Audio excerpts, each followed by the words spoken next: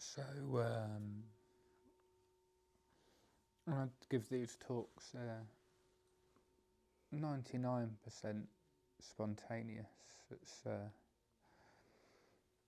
the tradition in which Thai forest talks are given, and the last few minutes often try and sort of invite my brain to think of a topic. And my brain, unfortunately, today gave me the topic of a life well lived,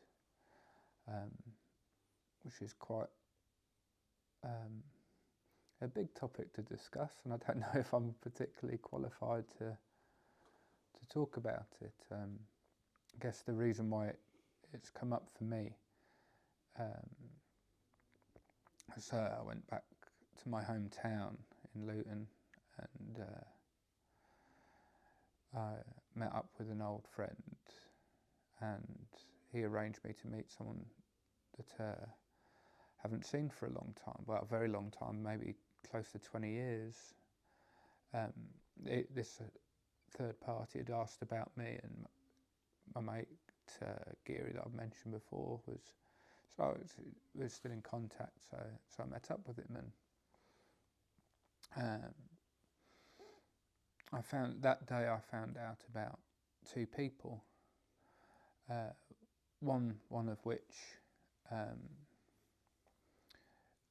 died at 45-ish from drinking and smoking too much, and he wasn't particularly happy, didn't have a particularly good life, he didn't like his job, and he blamed the world for his situation. He joined the Socialist Worker Party, and he was doing that for most of his adult life.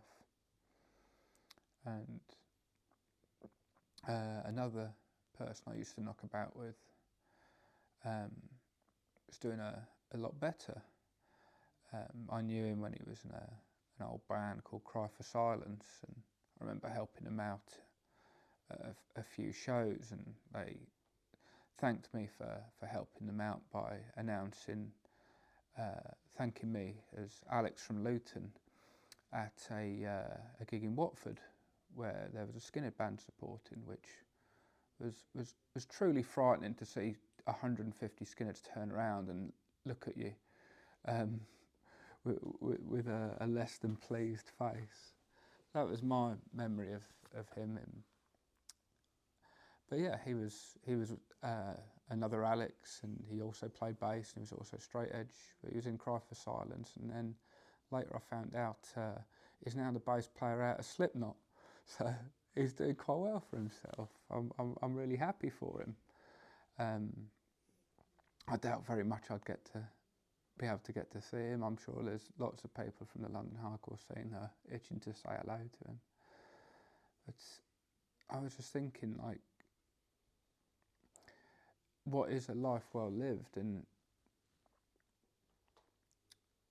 I think it's doing what you want rather than what you think you should do.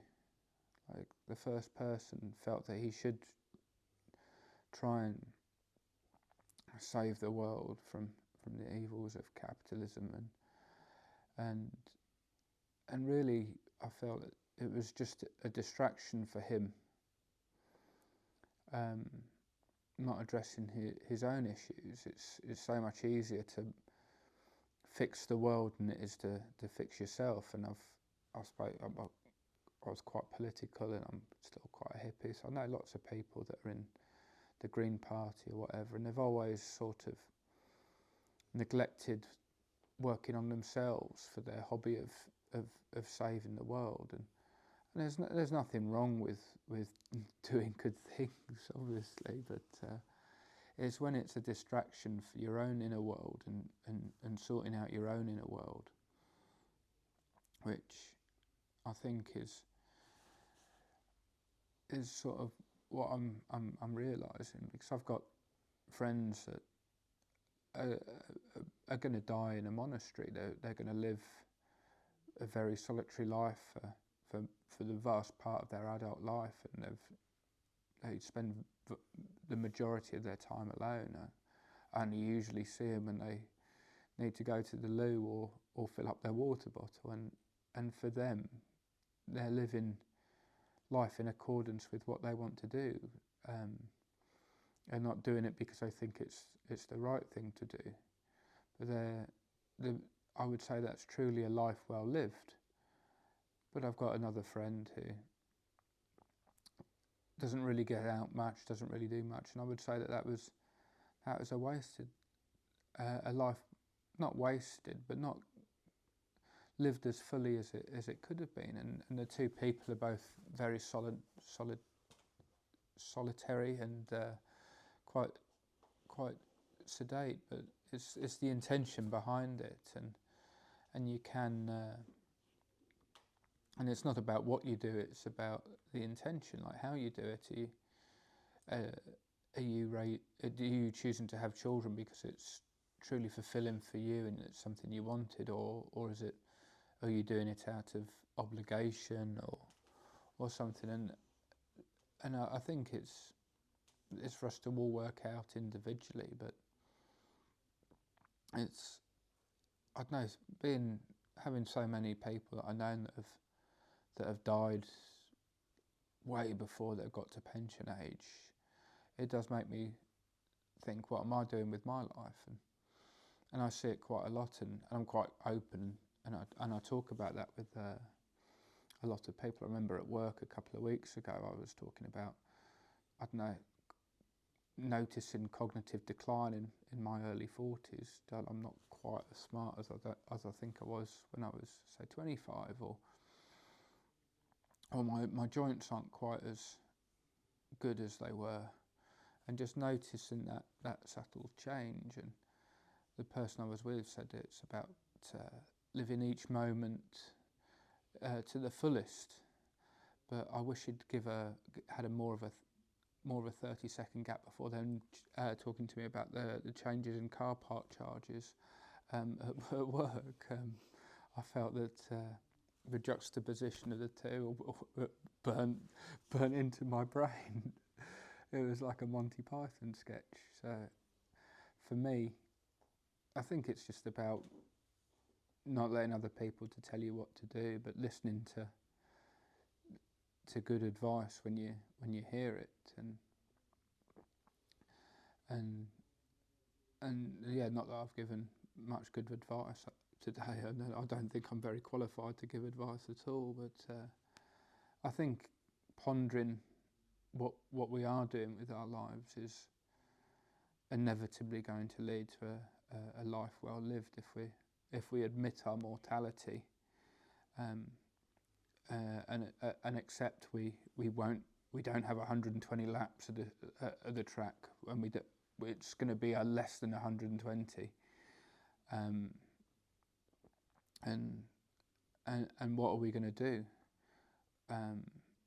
Living our lives like we're teenagers. I know someone that when confronted with that situation, he said he's not going to waste his life after his old man died, and instead he wanted to live his life and enjoy each moment, and he has ended up reverting back almost to a teenager. So it's not like there's a tried and trusted way of living a good life and good questions to ask. But I think if we contemplate our own mortality and accept it, then the answers will, for us, our personal answers will become obvious to us, and it will lead to less fucking about doom scrolling or whatever we do, because we're more aware of our mortality. If we've got 120 laps, then we can maybe spend a bit of time doom scrolling and it won't really matter, but we haven't got those 120 laps, so do we really want to spend that time doom scrolling? And I say that as someone who's not well, I am addicted to it, but I'm addicted to it in the sense that I notice myself doing it when I shouldn't, and yeah. So I'm not saying I'm better than anyone else, or I've got it sorted. I'm making the same guesses as everyone else in life. But yeah, that's my thoughts for today. Thank you for listening. Nana Modana Sadhu.